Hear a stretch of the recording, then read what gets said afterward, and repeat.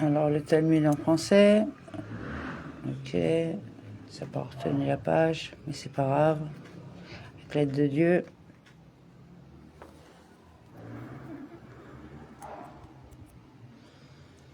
Voilà. Alors, on va faire tourner le Talmud. Les sages du Moyen-Âge.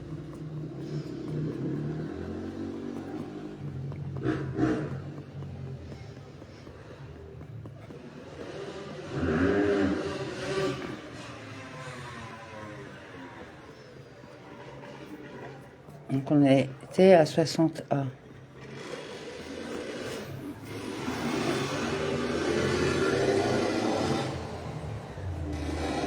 Comme ça, on vous fait participer au canaille qu'on a dans le quartier.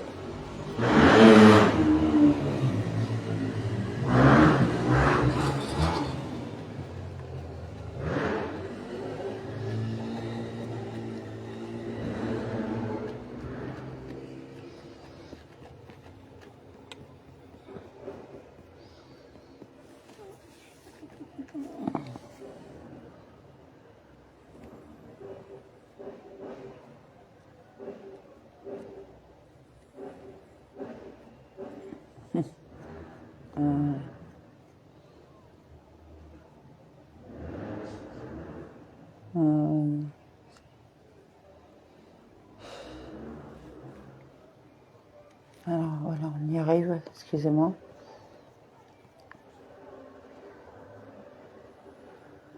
Alors, 54. On y arrive.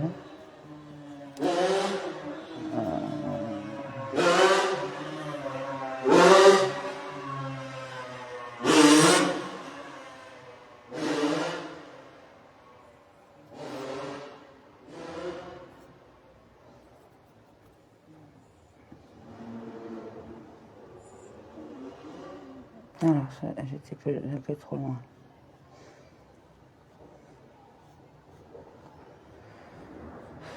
Voilà, 60. Ah, on y va. Alors, Shabbat, DAF 60A. Avec une planche suspendue, suivez ces clous sur lesquels pendent les objets. Avec une échelle, suivez ces barreaux. À grande échelle, suivez ces chaînes, et non ces plaques de base.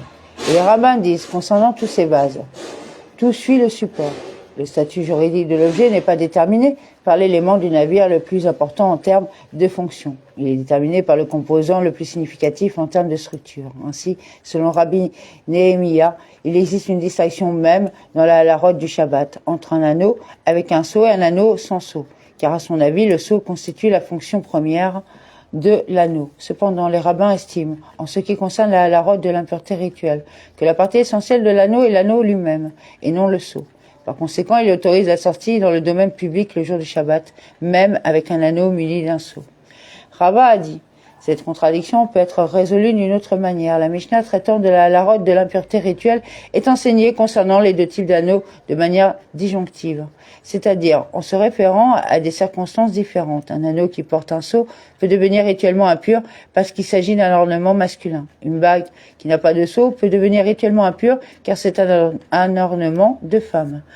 Rav Naman Bar Israq a dit une résolution supplémentaire à la contradiction entre les Mishnayot. Soulevez-vous une contradiction entre la halakhot de la pureté rituelle et la halakhot de Shabbat.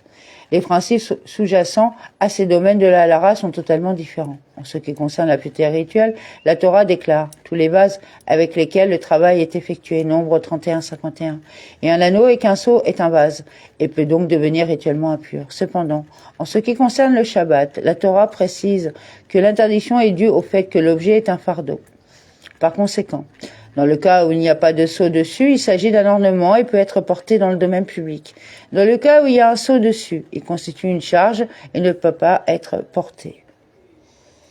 Nous avons également appris dans la Mishnah, ni avec une aiguille qui n'est pas perforée. La Gemara demande, à quoi sert ce type d'aiguille?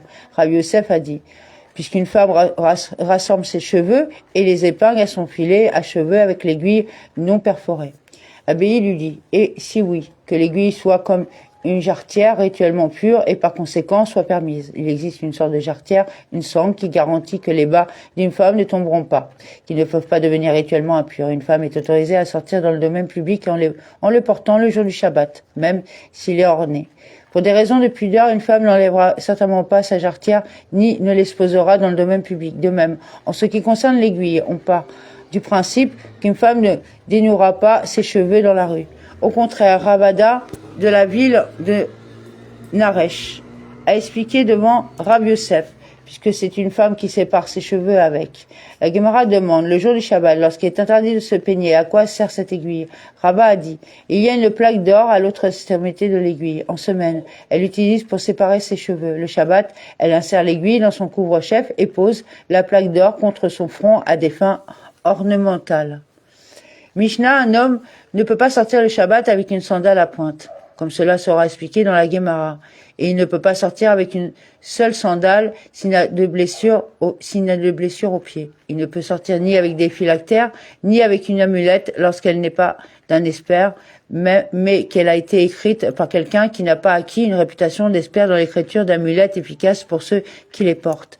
Et il ne peut sortir ni avec Shirion, ni avec une kasda, ni avec Maga Fahim. Ces termes seront expliqués dans la Gemara. Et s'il est sorti dans le domaine public avec l'un de ces objets, il n'est pas tenu d'apporter un sacrifice pour le péché. Shmuel a dit, c'était ceux qui ont échappé au décret des persécutions religieuses. Et après l'une des guerres, ils se cachaient dans une grotte. Et ceux qui se cachaient dirent, celui qui cherche à entrer dans la grotte peut y entrer, mais celui qui cherche à sortir de la grotte ne peut pas en sortir. Celui qui part n'a aucun moyen de déterminer si l'ennemi attend ou non à l'extérieur de la grotte. Par conséquent, sortir pourrait révéler la présence de ceux qui se cachent dans la grotte. Il arriva que la sandale de l'un d'eux était inversée. Le devant de la sandale était à l'arrière et ses empreintes ressemblaient aux pas de celui qui sort de la grotte. Ils pensaient que l'un d'eux était parti et craignaient que leur ennemi ne le voie et ne vienne sur eux pour les attaquer. Dans leur panique, ils se bousculèrent et s'entretuèrent en plus grand nombre que leur ennemi n'en avait tué parmi eux. Pour commémorer ce désastre provoqué par une sandale à pointe, ils ont interdit de sortir avec celle-ci dans le domaine public. Le rabbin Elahi ben Elazar dit que la raison du décret était différente. Une fois, ils étaient assis dans une grotte et entendirent le bruit d'une sandale à pointe au sommet de la grotte. Ils pensaient que leur ennemi les avait attaqués. Ils se bousculèrent et s'entretuèrent en plus grand nombre que leur ennemi n'en avait tué parmi eux. Rami Bar Ézéchiel a déclaré que la raison du décret était différente. Ils étaient assis dans une synagogue et ils entendirent le bruit d'une sandale à pointe derrière la synagogue. Ils pensaient que leur ennemi les avait attaqués. Ils se bousculèrent et s'entretuèrent en plus grand nombre que leur ennemi n'en avait tué parmi eux.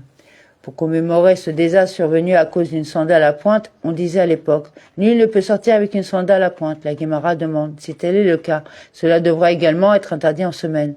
La Gemara répond, lorsque cet incident s'est produit, c'était pendant Shabbat. C'est pourquoi ils ont publié le décret interdisant les sandales à pointe, spécifiquement dans des circonstances parallèles. Les défis de la Gemara. Si tel est le cas, lors d'un festival, le port de la sandale à pointe devrait être autorisé. Pourquoi alors avons-nous appris dans la même Mishnah, Daf 60b, on peut envoyer des vêtements en cadeau lors d'une fête, qu'ils soient cousus ou non. Car tout objet propre à n'importe quel usage, lors d'une fête peut être envoyé comme cadeau, un cadeau. Toutefois, il est interdit d'envoyer des sandales à pointe ou des chaussures non cousues lors d'un festival, car leur utilisation est interdite. Apparemment, il est interdit de porter des sandales à pointe lors d'un festival. La Gemara explique quelle est la raison pour laquelle les sages ont interdit le port de sandales à pointe le jour du Shabbat. C'est parce qu'il y a un rassemblement de personnes. Lors d'un festival aussi, il y a un rassemblement de personnes. La Gemara demande, lors d'un jour de jeûne communautaire, il y a un rassemblement de personnes. Le port de sandales à pointe devrait également être interdit. La Gemara répond, lorsque cet incident s'est produit, c'était un jour où il y avait un rassemblement d'interdiction, c'est-à-dire un jour où il est interdit d'effectuer un travail. Ici, un jour de jeûne est un jour où il y a un ensemble de permissions, un jour où il est permis d'effectuer un travail, et les deux ne sont pas comparables. Cependant, étendre la portée des décrets commémoratifs pour les appliquer à des situations comparables, par exemple du Shabbat aux fêtes, est acceptable. Et cela est vrai, même si selon l'opinion du rabbin Hanina ben Akiva, qui a déclaré dans le cas suivant qu'un décret émis en raison d'un ensemble de circonstances spécifiques ne s'applique qu'à ces circonstances spécifiques. Les cendres de la génisse rousse étaient autrefois transportées sur un bateau à travers le Jourdain. Une source d'impureté rituelle a été découverte au fond du bateau. Les sages cherchèrent à émettre un décret interdisant le transport des cendres de la génisse rousse sur tout plan d'eau, mer ou rivière, sur un pont ou dans un bateau. Le rabbin Hanina ben Akiva a déclaré que les décrets émis en raison d'un événement spécifique ne s'appliquent pas précisément qu'à ces circonstances. Par conséquent, il a dit, ils ont seulement interdit le transport des cendres du génisse rousse dans le fleuve Jourdain et dans un bateau, et comme l'incident qui s'est produit. Cependant, même selon cette approche, qui limite les restrictions, cela ne s'applique qu'au Jourdain et non aux autres fleuves. C'est parce qu'elle était différente des autres rivières à plusieurs égards, par exemple en largeur et en profondeur. Cependant, une fête et un Shabbat sont similaires comme cela est enseigné dans la Mishnah. La différence halakhique entre une fête et un Shabbat concerne uniquement la préparation de la nourriture. Rabbi Yehuda a dit que Shmuel a dit. Les sages ont enseigné qu'une sandale à pointe n'est interdite que lorsque les clous ont été placés dans la sandale pour renforcer sa forme. Cependant, s'ils ont été placés dans la sandale pour des raisons de beauté, cela est permis. La Gemara demande. Et avec combien de clous est se considérée comme étant pour la beauté? Rabbi Yohanan dit 5 sur cette sandale et 5 sur celle-là. Et Rabbi Hanina dit 7 sur celui-ci et 7 sur celui-là. Rabbi Yohanan dit au Rav Shemen bar Abba, je vais vous expliquer. Selon mon avis, lors de l'insertion des ongles pour la beauté, on en insère 2 à partir d'ici. Son côté extérieur, un près de l'orteil et un près du talon. Et 2 sont insérés à partir de là. Son côté intérieur, un près des orteils et un près du talon. Et un est inséré sur ses bretelles. Et pour Rabbi Hanina, 3 d'ici et 3 de là, et 1 sur ses sangles. La Gemara soulève une objection de la part d'une beretta pour une sandale inégale, dont la semelle n'est pas droite. On fait 7 clous sur le bas pour la redresser. Il est alors permis de l'utiliser le Shabbat. C'est la déclaration du rabbin Nathan. Et Rabbi Yehuda Anassi permet de redresser la sandale avec 13 clous. La Gemara note, certes, selon Rabbi Hanina, il n'y a pas de problème, car il a exprimé son opinion conformément à l'opinion de Rabbi Nathan. Cependant, Rabbi Yohanan, selon quelle opinion a-t-il exprimé son opinion? Aucun des Tananim n'est d'accord avec son opinion. La Gemara répond, il a exprimé son opinion conformément à l'opinion de Rabbi Nehorai, comme il est enseigné dans une beretta que Rabbi Nehorai dit, avec 5 clous insérés dans la semelle. Il est permis de sortir dans le domaine public le Shabbat. Et avec 7 clous, il est interdit de sortir dans le domaine public le jour du Shabbat. Le sage Ifa dit à Rabba Barba Anna, vous qui êtes les étudiants de Rabbi Yohanan, agissez conformément à l'opinion de Rabbi Yohanan. Nous agirons conformément à l'opinion de Rabbi Hanina. Ravuna a soulevé un dilemme devant Ravashi, avec une sandale avec 5 clous insérés dans la semelle. Quelle est la lara concernant la sortie dans le domaine public? Il lui dit, même avec 7 clous, c'est permis. Il demanda plus loin, avec 9, qu'est-ce que la lara? Il lui dit, même avec 8, c'est interdit. Ce cordonnier a posé un dilemme devant Rabbi Ami. Si l'on cousait la semelle et l'attachait à la sandale de l'intérieur, quelle est la lara? Peut-il sortir dans le domaine public après y avoir inséré des clous? Rabbi Ami lui dit, c'est permis, et je n'en connais pas la raison. Ravashi a dit, et le maître n'en connaît-il pas la raison? Il est évident. Depuis qu'il a cousu de l'intérieur, ce n'est plus une sandale, c'est une chaussure. Concernant une sandale, les sages ont publié un décret en ce qui concerne une chaussure, les sages n'ont pas pris de décret. Le rabbin Abba bar Zabda a soulevé un dilemme avant le rabbin Abba bar Avina. S'il a façonné le clou comme une pince, kélavus, en pliant un clou avec 2 extrémités pointues et en enfonçant les 2 extrémités dans la sandale, quelle est la lara? Peut-il sortir avec cet objet dans le domaine public le Shabbat? Il lui dit, c'est permis. Il a également été rapporté que Rabbi Yosi, fils de Rabbi Hanina, a dit, s'il l'a façonné comme des pinces, c'est permis. Rav Shechet a dit, s'il a recouvert toute la semelle de clous afin que le contact avec le sol ne l'use pas, il est permis de sortir avec cette sandale le Shabbat, car ce n'est plus la sandale à pointe dont il parle, a publié un décret. Cela a été enseigné dans la Tosefta conformément à l'opinion de Rav Shechet. Un homme ne peut pas sortir avec une sandale à pointe, ni se promener avec elle, même de maison en maison dans sa cour, et ne peut même pas marcher de lit en lit, au sein de sa maison. Cependant, le décret ayant été pris dans des circonstances identiques à un incident précis, il ne s'applique qu'au port de la sandale. On peut donc porter la sandale pour en recouvrir un récipient et pour soutenir les pieds du lit avec. Et Rabbi Elazar, fils de Rabbi Shimon, interdit également son utilisation à d'autres fins. Si la plupart de ses clous sont tombés et qu'il en reste 4 ou 5, il est permis de sortir avec lui. Et le rabbin Yehuda Anassi autorise la sortie dans le domaine public avec la sandale, même s'il reste jusqu'à 7 clous dedans. S'il a recouverte de cuir par le dessus de la structure en bois de la sandale et a inséré des clous par le haut, cela est permis. S'il a fait le clou comme une pince ou a rendu une extrémité plate comme un plateau, tas, ou l'a aiguisé comme une cheville, ou l'a recouvert entièrement de clous pour que le contact avec le sol ne l'use pas. Il est permis de sort avec. La Gemara analyse la Tosefta citée à l'appui de l'opinion de Rav Shechet. Cette Tosefta elle-même est difficile car elle est contradictoire. D'un côté, vous avez dit, si la plupart de ces clous sont tombés, c'est permis. Apparemment, c'est la lara, même si de nombreux clous restent dans la semelle. Et pourtant, plus tard, cela a été enseigné dans la Tosefta sans préciser le nombre de clous qui étaient là dès le départ. Avec 4 ou 5 clous. Oui, il est permis de sortir. Cependant, avec plus de clous, non, c'est interdit. Rav Shechet a dit, ceci n'est pas difficile et cela peut être résolu comme suit. Ici, où il était permis de sortir avec la sandale si la majorité des ongles tombaient. Cela fait référence à un cas où il était cassé, c'est-à-dire la tête des clous était cassée tandis que la majeure partie du clou restait incrustée dans la semelle. Dans ce cas, il est clairement évident que la plupart des clous sont tombés. Ici, où il n'était pas permis que s'il restait 4 ou 5 clous. Il s'agit d'un cas où ils ont été totalement enlevés et seuls les clous restés dans la chaussure sont visibles. La Gemara poursuit son analyse détaillée de la Tosefta. On enseignait que si la plupart des clous de la sandale sortaient et qu'il ne reste que 4 ou 5 clous, il est permis de sortir en la portant. La Gemara demande maintenant, s'il a été mentionné que lorsqu'il reste 5 clous, il est permis de sortir, est-il nécessaire d'en mentionner 4? Rav Ishda a dit que la Tosefta signifie s'il reste 4 clous, des clous d'une petite sandale, et s'il reste 5 clous, des clous d'une grande sandale, il est permis de sortir. Cela a été enseigné dans la Tosefta et Rabbi Yehuda Anassi en autorise jusqu'à 7. La Gemara demande, n'a-t-il pas été enseigné dans une beretta que pour une sandale à semelle inégale, le rabbin Yehuda Anassi en autorise jusqu'à 13? La Gemara répond, une semelle inégale est différente, puisque les clous sont insérés dans le but de redresser la semelle, celle-ci n'a pas le statut juridique d'une sandale à pointe. La Gemara note, maintenant que vous êtes arrivé à cette nouvelle explication selon laquelle une sandale à semelle inégale a un statut juridique différent. Pour le rabbin Yohanan qui a déclaré, contrairement aux opinions des Ta'anim dans cette beretta, que le nombre il y a 5 clous autorisés dans chaque sandale, cette beretta n'est pas non plus difficile.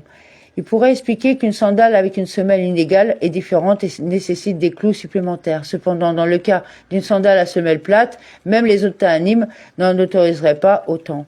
Rav Matana a dit, et certains disent que Rav Advoi Bar Matana a dit que Rav Matana a dit.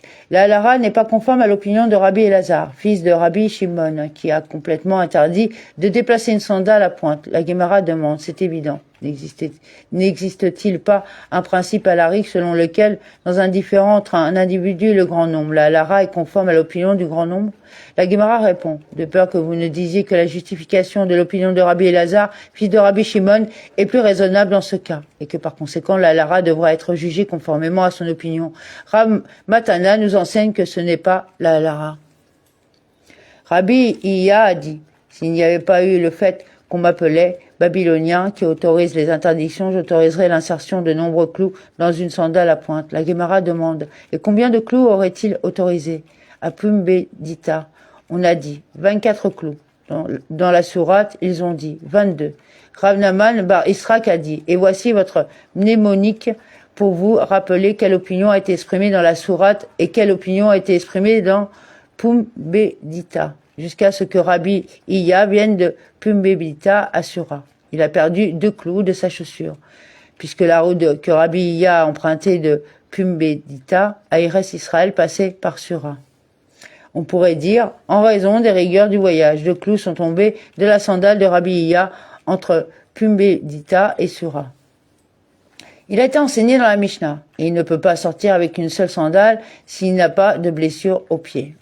Donc on continuera demain, amen, 61a. Donc merci pour l'écoute, les partages.